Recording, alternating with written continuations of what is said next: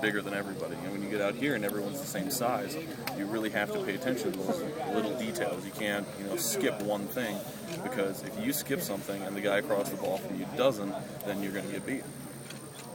And how important is it going to be, or how fast is development going to be predicated upon you playing defensive line with play with? I mean, that's going to speed things up, isn't it?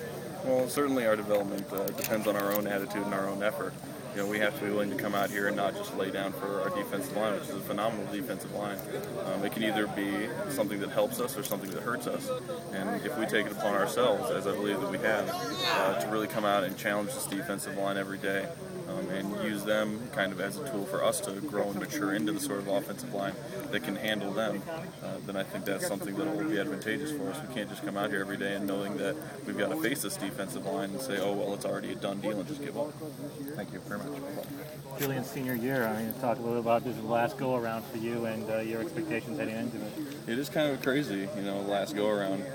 It gets faster the older you get, and, being the old guy now, it's going really fast. But as far as expectations, I know there's a lot of stuff out there. A lot of fans are saying a lot of stuff. A lot of media people are saying a lot of stuff. And, we try to focus as much as possible, not on what's outside, but what we can control here on the inside. And while we can't control the expectations, what we can control is our attitude and our effort on the practice field in the complex. And, if we do that right, then we'll be able to satisfy any expectations that anybody has. What about your unit? That seems to be the big question mark among all these so-called experts, is the offensive line. You talk a little bit about this offensive line. When you lose a lot of great players like we did last year, guys like Dace and Roth and guys with experience, Dan Doring, Andy Kumpel, Kyle Kelly, and Brian Vulaga, you're losing a lot of reps in practice, you're losing a lot of games played, you're losing a lot of years in the system. And so we have to take it upon ourselves, kind of as the older guys, myself and Keppel, Riley, who's had some experience now, and Kyle Hageman, to take this younger group that we have now kind of under our wing and draw them into the Iowa system.